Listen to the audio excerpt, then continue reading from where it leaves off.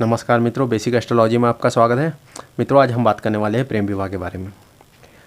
मित्रों, ज्योतिष में प्रेम विवाह से संबंधित सारे सवालों के जवाब हम ढूंढ सकते हैं, जैसा कि हमारी ज़िंदगी में प्रेम होगा या नहीं, प्रेम हो जाता है तो प्रेम विवाह होगा या नहीं, प्रेम विवाह होने के बाद जो वैवाहिक जीवन है वह सुखपूर्व व्यतीत कर पाएंगे या नहीं।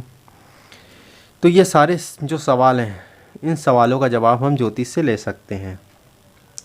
तो आज मैं आपको ऐसी बेसिक चीज़ें बताने वाला हूँ जिसे एक सामान्य आदमी जिसे ज्योतिष की ज़्यादा नॉलेज नहीं है वह भी इस वीडियो को देखने के बाद अपनी कुंडली देखकर ये सारे सवालों का जवाब वो ले सकता है। तो आज मैं आपको बताने वाला हूँ कि जो प्रेम विवाह देखने के लिए हम 4 चीज़ों पर फोकस करते हैं। पहला देखते हैं लग्न, दूसरा पंचम भाव, तीसरा सप्तम भाव, चौथा एकादश भाव। इन चारों चीज़ों पर पहला फोकस होता है। पहला ये लग्न हो गया, लग्न के बाद ये पंचम भाव, पंचम भाव के बाद सप्तम भाव देखेंगे, सप्तम भाव के बाद एकादश भाव। ये लग्न कहलाता है। पंचम भाव इसे प्रेम भाव भी कहते हैं, क्योंकि आज हम प्रेम विवाह के बारे में बात करते हैं तो इसलिए मैं आपको इस भाव को प्रेम विवाह ही कहता हूँ। यहाँ से हम विवाह का बात कर रहे हैं इसलिए इसको विवाहिक भाव कह देते हैं। अब ये इस भाव को लाभ भाव कहते हैं। लाभ भाव मतलब ये किसी भी चीज़ की वृद्धि को दर्शाता है। तो सबसे पहले इसके साथ साथ एक चीज़ और देखते हैं,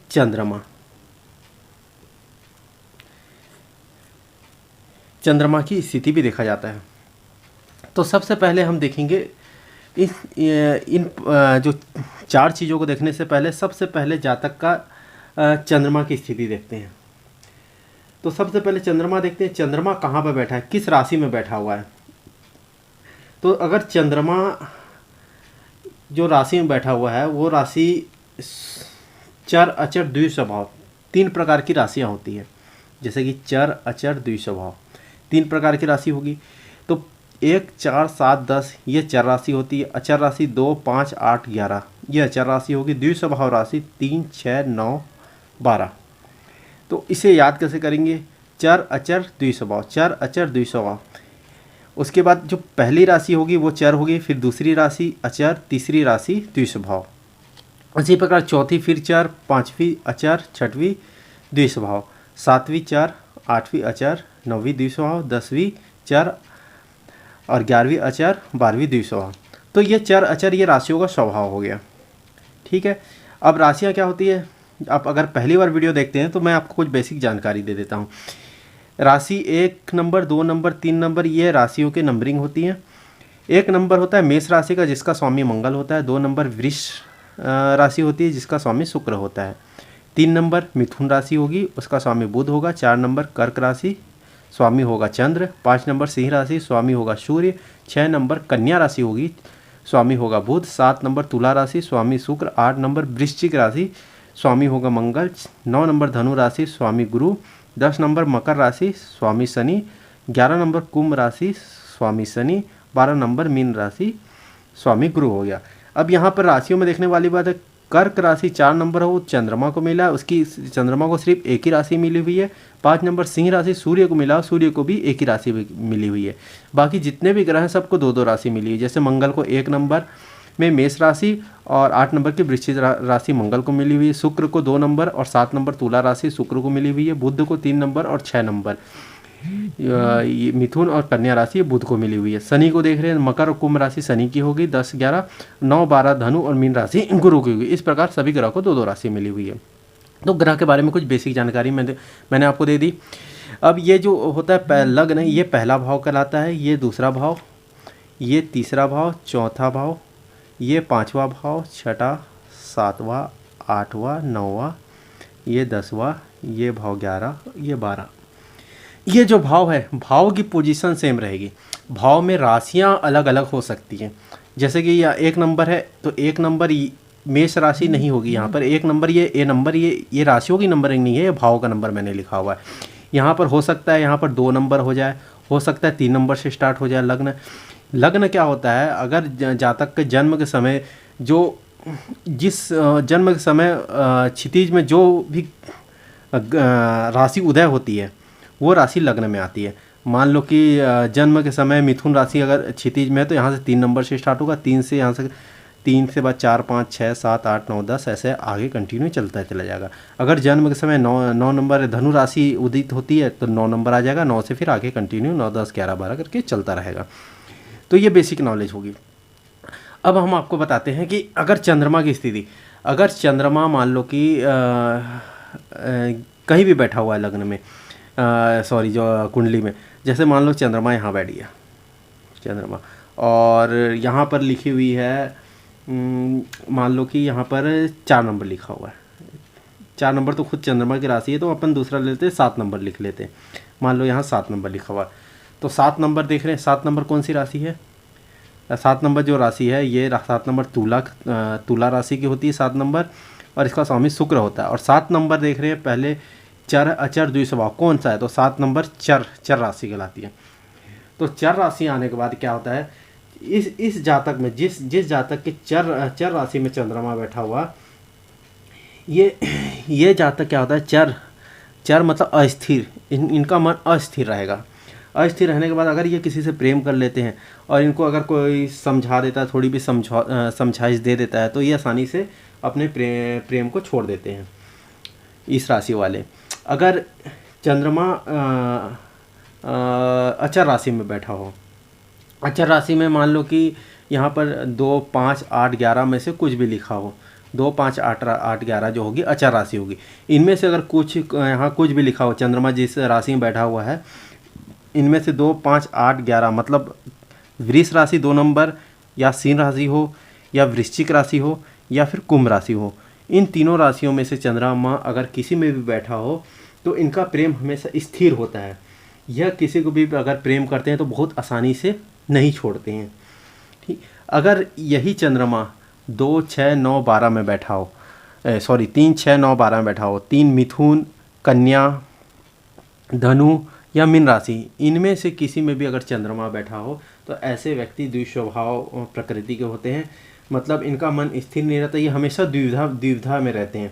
इनको खुद को पता नहीं होता कि प्रेम करते हैं या नहीं करते। अगर इन्हें कोई प्रेम प्रपोजल कर भी देता है तो ये हाँ या ना में मतलब कंफ्यूज रहते हैं ये हमेशा। तो ये राशियों के हिसाब से चंद्रमा जिस राशि में बैठा है उस राशि के हिसाब से भी हम उनकी मन स्थिति के बारे में जान सकते हैं। इसके साथ साथ ही हम देखते हैं कि चंद्रमा जो राशियों में बैठा है वो शुभ होकर बैठा है या अशुभ होकर बैठा है। अगर चंद्रमा शुभ होकर अचर राशि में बैठा हुआ है, अचर राशि मतलब स्थिर राशि में बैठा हुआ है, 2 5 8 11 में बैठा हुआ है, तो जातक जो प्रेम करेगा मजबूती से प्रेम करेगा, और प्रेम करने के बाद प्रेम को इतनी आसानी से छोड़ेगा नहीं। उसी प्रकार अगर अशुभ चंद्रमा अचर राशि में बैठा हुआ है तो जातक हमेशा दुविधा में ही रहेगा। इसी प्रकार चंद्रमा की स्थिति देखते हैं, चंद्रमा कहाँ बैठा हुआ, केंद्र या त्रिकोण में तो नहीं बैठा हुआ। केंद्र किसे कहते हैं, ये 1 नंबर 4 नंबर 7 10 ये जो होती है बीच की राशियाँ होती है, जो बीच के भाव होते हैं ये केंद्र भाव कहलाते हैं। त्रिकोण भाव ये जो केंद्र भी कहलाता है और त्रिकोण भी कहलाता है लग्न। और उसके बाद 5 नंबर ये त्रिकोण कहलाता है, और 9 नंबर ये तीनों जो होते हैं त्रिकोण कहलाते हैं। अगर चंद्रमा की प्लेसमेंट यहाँ होगी, एक नंबर भाव में होगी, 4 नंबर भाव में होगी, 5वें भाव में होगी, 7वें भाव में होगी, 9वें भाव में होगी, 10वें भाव में होगी। अगर इसमें चंद्रमा की प्लेसमेंट होगी या फिर 3 नंबर और 11 नंबर में प्लेसमेंट होगी या 2 नंबर में प्लेसमेंट होगी, तो जो जातक होगा वो मतलब उसका जो प्रेम होगा वो थोड़ा मजबूती से प्रेम करेगा। उसके बाद ही अगर चंद्रमा की स्थिति हो जाती है 8 नंबर 12 नंबर में, तो ये प्रेम विवाह के लिए या प्रेम के लिए अशुभ माना जाएगा। इसमें जातक की जो मन स्थिति होती है वो अच्छी नहीं होती।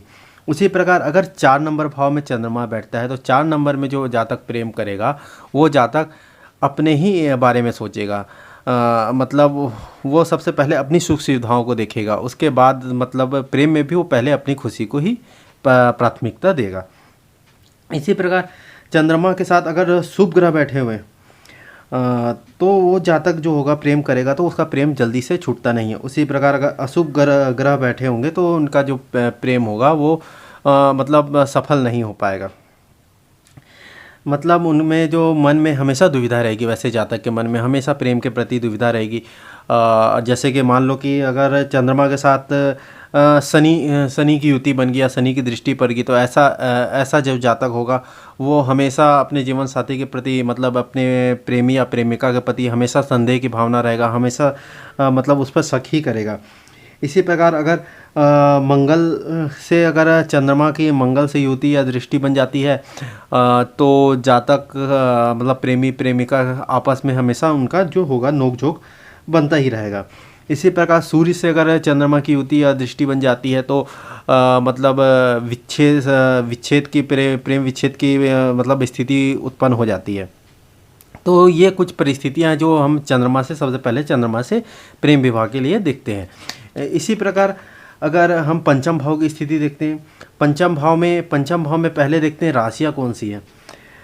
तो अगर पंचम भाव में पहले प्रेम के लिए, अच्छे प्रेम के लिए पंचम भाव में सौम्य ग्रह होने चाहिए। सौम्य ग्रह कौन से होते हैं? तो जो सम राशि होती है, सम राशि को कहलाएगी सौम्य ग्रह। सम राशि मतलब 2, 4, 6, 8 और 12, ये जो होती है सौम्य राशि होगी। अगर 5 नंबर पंचम भाव में अगर सौम्य राशि है तो ये प्रेम के लिए शुभ माना जाता है। उसी प्रकार अगर शुभ, यहाँ पर कोई शुभ ग्रह हो या शुभ ग्रह की दृष्टि हो तो भी ये शुभ होगा, प्रेम विवाह के लिए अच्छा होगा। उसी प्रकार शुभ कत्री योग में, अब शुभ कत्री योग क्या कहलाता है कि जो पंचम भाव से पहले भाव में अगर कोई शुभ ग्रह बैठा हो और छठे भाव में इसके बाद जो आने वाला छठा भाव है, इन दोनों भाव में अगर शुभ ग्रह होते हैं तो ये शुभ कत्री योग कहलाता है।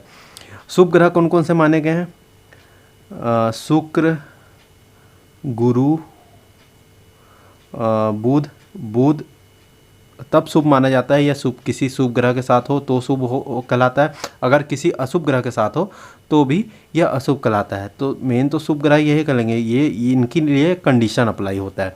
उसी प्रकार चंद्रमा,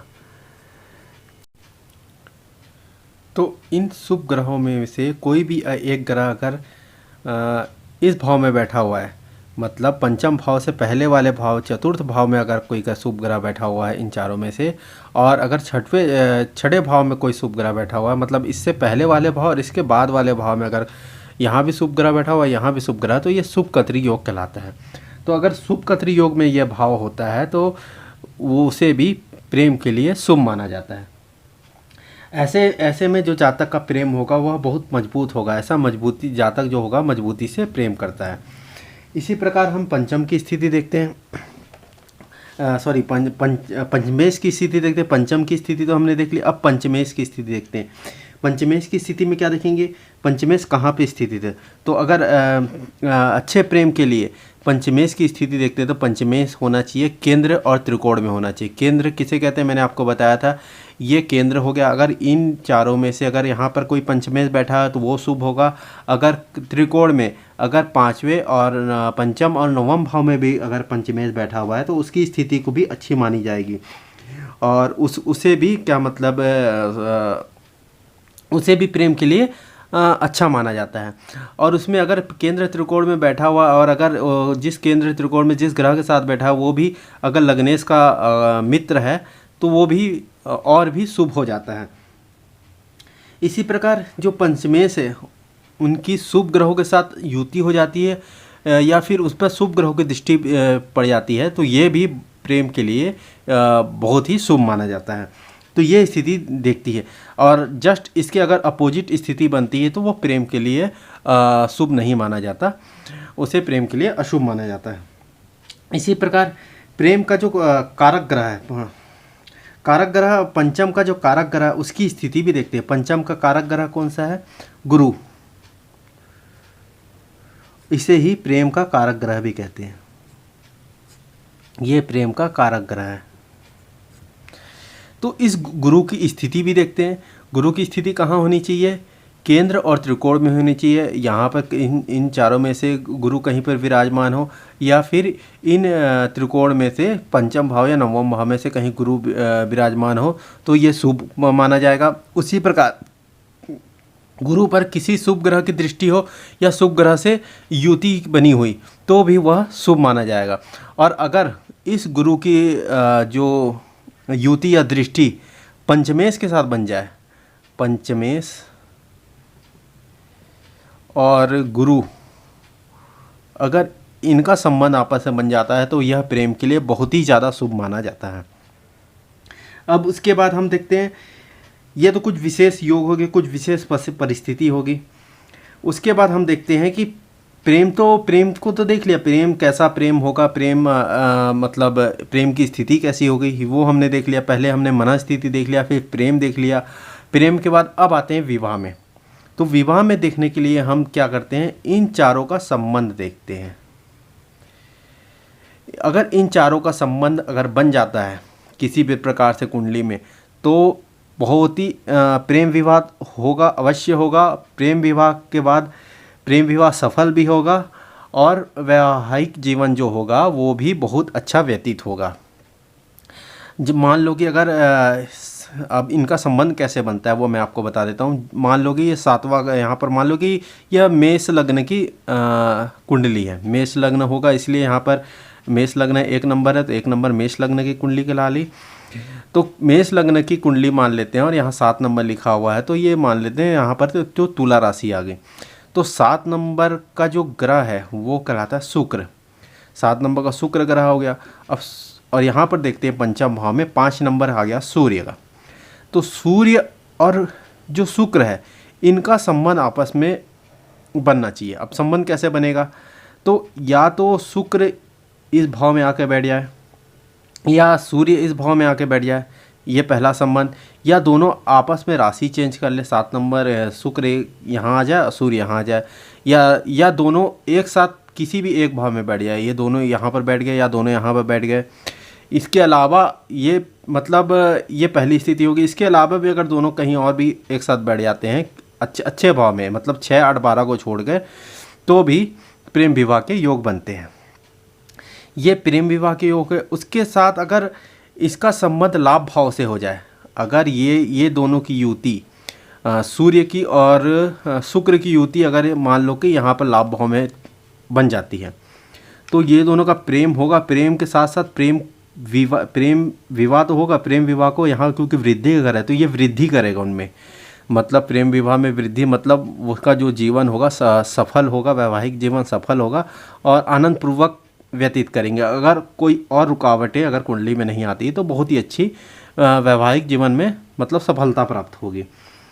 ये तो है इनका मतलब सफलता तो मिलेगी। अगर कुछ भी और भी बाधाएं आती तो हो सकता है मतलब थोड़ी बहुत मतलब मतभेद हो आपस में, परंतु वैवाहिक जीवन जो होगा वो सफल होगा उनका, ये चीज़ होगी। अगर उसके साथ साथ लग्न का भी अगर संबंध बन जाता है, मान लो कि ये दोनों की युति के साथ पंचमेश और सप्तमेश की युति यहाँ पर बन जाती है, उसमें लग्न का भी संबंध बन जाता है।